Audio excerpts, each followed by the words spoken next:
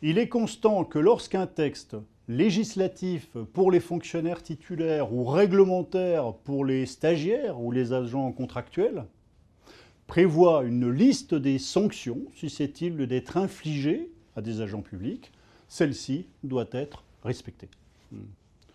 Aucune sanction autre que l'une de celles figurant sur cette liste ne peut être prononcée. Il ne s'agit pas là d'une règle nouvelle. Un auteur écrivait en effet déjà en 1910 que c'est un principe de notre droit public qu'aucune peine ne peut être prononcée que si elle est prévue et autorisée par un texte précis. Il y a excès de pouvoir toutes les fois que l'autorité compétente prononce contre un fonctionnaire une peine qui n'est pas prévue dans le règlement disciplinaire régissant la catégorie de fonctionnaires à laquelle il appartient. Et cet excès de pouvoir entraîne l'annulation de la décision prononçant la peine disciplinaire.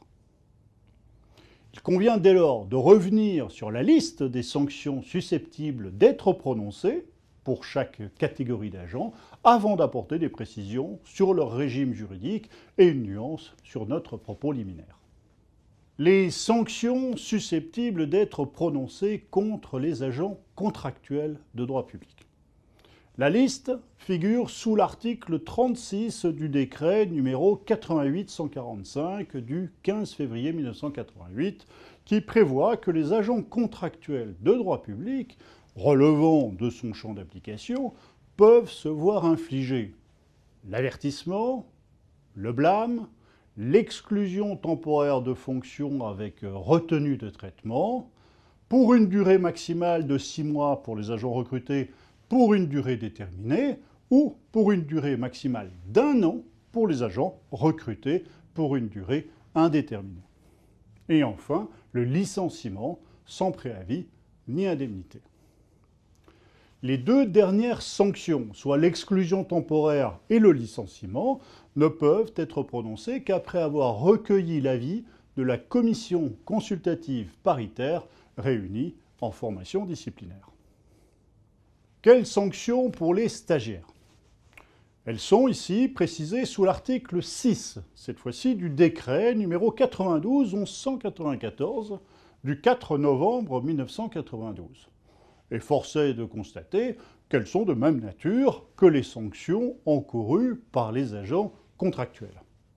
Il s'agit en effet de l'avertissement, du blâme, de l'exclusion temporaire de fonction pour une durée maximale de 3 jours, de l'exclusion temporaire de fonction pour une durée maximale de 4 à 15 jours, ou de l'exclusion définitive du service. De même, seules les deux dernières sanctions ne peuvent être prononcées qu'après avis du Conseil de discipline. Enfin, pour les titulaires. La liste est ici plus complète et comporte des sanctions plus originales qui sont classées en 4 groupes. Le premier groupe est composé de l'avertissement, du blâme et de l'exclusion temporaire pour une durée maximale de 3 jours. Au sein du deuxième groupe, on trouve la radiation du tableau d'avancement, qui est une sanction nouvelle pour les territoriaux, qui a été ajoutée par la loi du 6 août 2019. Vous trouverez également l'abaissement d'un échelon et l'exclusion temporaire pour une durée de 4 à 15 jours. Nous avons encore un troisième groupe qui réunit la rétrogradation au grade immédiatement inférieur et un échelon correspondant à un indice égal ou immédiatement inférieur à celui détenu par l'agent, ou encore l'exclusion temporaire pour une durée de 16 jours à 2 ans. Et enfin, le quatrième groupe, qui est composé de la mise à la retraite d'office et de la révocation. Seules les sanctions du premier groupe peuvent être infligées sans l'avis préalable du Conseil de discipline. La radiation du tableau d'avancement peut également être prononcée à titre de sanction complémentaire d'une des sanctions des deuxième et troisième groupes. Quelques remarques maintenant sur le régime des sanctions. Sans qu'il soit nécessaire ou possible ici d'entrer dans trop de détails, quelques observations peuvent être formulées sur le régime des différentes sanctions. En ce qui concerne l'avertissement et le blâme, l'avertissement est la sanction disciplinaire la moins sévère. Il s'agit d'une sanction purement morale, dans la mesure où elle n'a pas d'impact immédiat sur la carrière ou la rémunération de l'agent. Elle ne peut figurer au dossier de l'agent sans que l'on sache d'ailleurs précisément où la mettre. On peut regretter ces excès de subtilité. Quelle peut bien être l'utilité d'une sanction qui ne peut figurer au dossier de l'agent, mais que l'on peut invoquer puisqu'elle existe? En réalité, sa seule présence dans la liste des sanctions disciplinaires fragilise les nécessaires rappels à l'ordre, remontrances, mises au point, avertissements non disciplinaires que peuvent adresser tous les responsables hiérarchiques aux agents placés sous leur autorité. Ces rappels à l'ordre ne revêtent aucun disciplinaire. Ils ne sont précédés d'aucune formalité et font partie de l'exercice normal du pouvoir hiérarchique. Ils ont donc vocation à figurer au dossier de l'agent. L'existence de l'avertissement disciplinaire qui ne figure pas au dossier est donc une source de confusion, tant il est hasardeux au surplus de distinguer l'avertissement disciplinaire du simple rappel à l'ordre. La lecture des décisions jurisprudentielles lues sur cette question illustre d'ailleurs parfaitement la difficulté de l'exercice. Aussi, le droit disciplinaire gagnerait bien en lisibilité si le législateur s'est décidé à supprimer purement et simplement l'avertissement de la liste des sanctions disciplinaires et de ne conserver que le blâme. Il s'agit en effet également d'une sanction disciplinaire morale, clairement identifiée, sans effet immédiat sur la carrière de l'intéressé, mais bien utile. Le blâme figure au dossier et peut être retenu parmi d'autres éléments dans l'appréciation des dossiers d'avancement ou des changements d'affectation. S'agissant des exclusions temporaires, l'agent exclu temporairement du service n'accomplit aucun service fait, mais il reste lié à son employeur. Il conserve la qualité de fonctionnaire. De ce fait, il perd tout droit à rémunération, ses droits à la retraite se sont suspendus, le temps de l'exclusion n'est pas compté pour son déroulement de carrière, ses avancements d'échelon, de grade ou de promotion interne, ou encore pour le calcul des congés annuels et a fortiori le calcul des RTT. L'agent exclu ne perçoit aucune allocation chômage durant cette période, même si celle-ci est longue, puisqu'elle peut aller, encore une fois, jusqu'à 2 ans pour les fonctionnaires. Durant cette période, il pourra en revanche exercer une autre activité professionnelle compatible avec la dignité de ses fonctions au sein de l'administration. Je précise que l'autorité investie du pouvoir disciplinaire peut assortir une mesure d'exclusion temporaire d'un sursis total ou partiel. Cependant, pour les exclusions temporaires du 3e groupe, l'exclusion effective doit être au moins de 30 jours. Le sursis sera définitif en l'absence de sanction des 2e et 3e groupes pendant un délai de 5 ans à compter de la date de signature de la sanction initiale.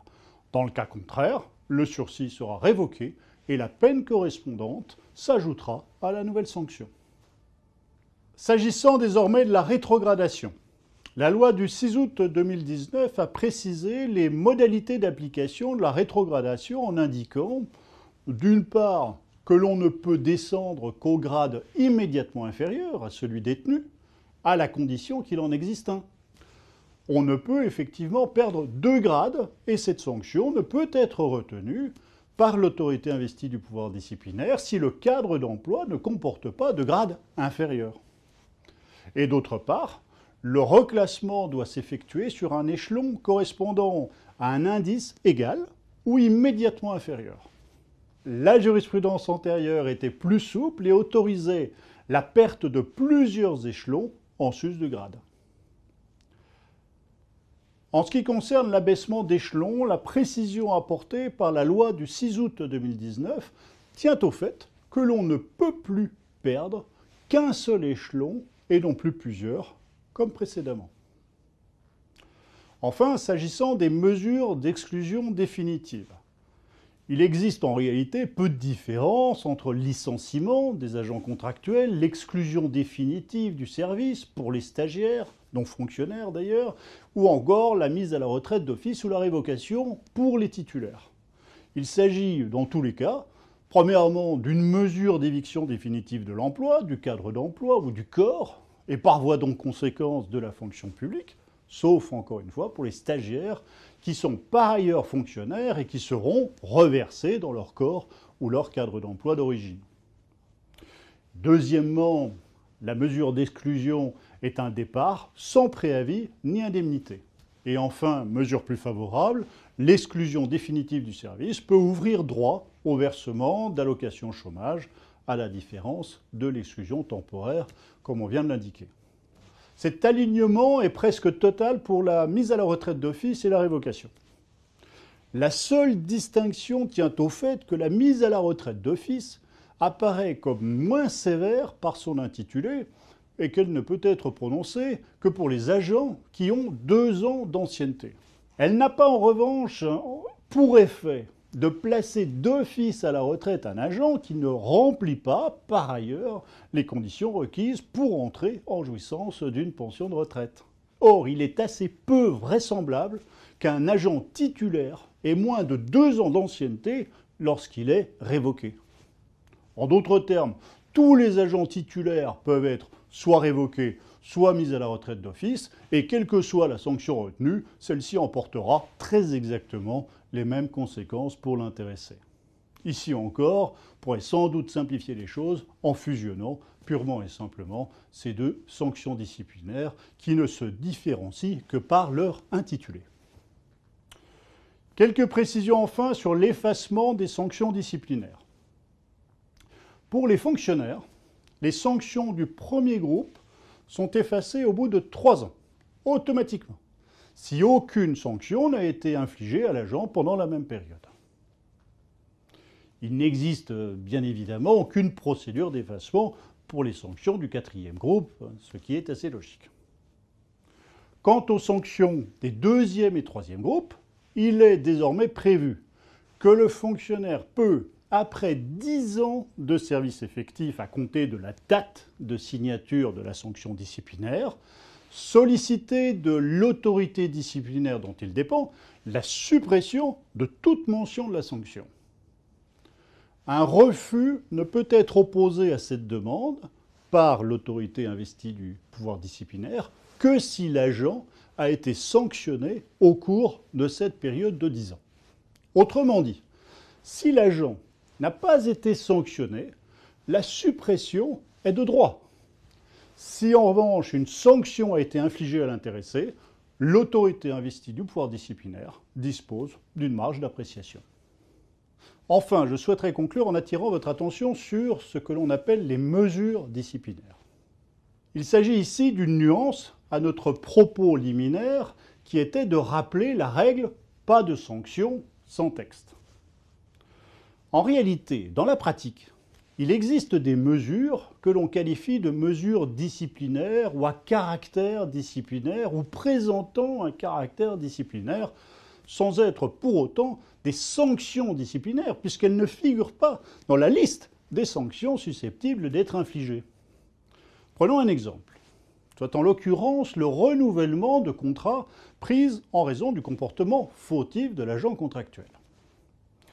Un contrat d'engagement peut ne pas être renouvelé pour un motif tiré des besoins du service, par exemple l'évolution du poste, ou pour un motif plus personnel, en cas d'insuffisance professionnelle ou encore en raison du comportement fautif de l'intéressé. Dans cette dernière hypothèse, il s'agira bien d'une mesure disciplinaire et non d'une sanction, puisqu'encore une fois, elle ne figure pas dans la liste des sanctions susceptibles d'être prononcées contre les agents contractuels. Le Conseil d'État vient de rappeler cette jurisprudence. La circonstance que des considérations relatives à la personne de l'agent soient par ailleurs susceptibles de justifier une sanction disciplinaire ne fait pas obstacle par elle-même à ce qu'une décision de non-renouvellement du contrat soit légalement prise. À toutes fins utiles, je précise que compte tenu de cette spécificité, cette mesure disciplinaire ne pourra être prise qu'à l'issue d'une procédure contradictoire, à la différence des décisions de non-renouvellement décidées dans l'intérêt du service ou pour insuffisance professionnelle.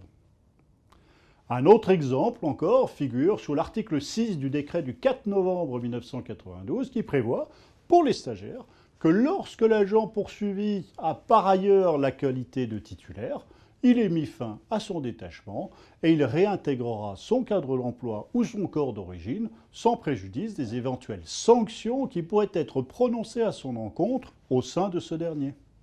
Il s'agit ici encore d'une mesure disciplinaire qui pourra d'ailleurs se cumuler avec une vraie sanction disciplinaire dans le corps ou le cadre d'emploi d'origine.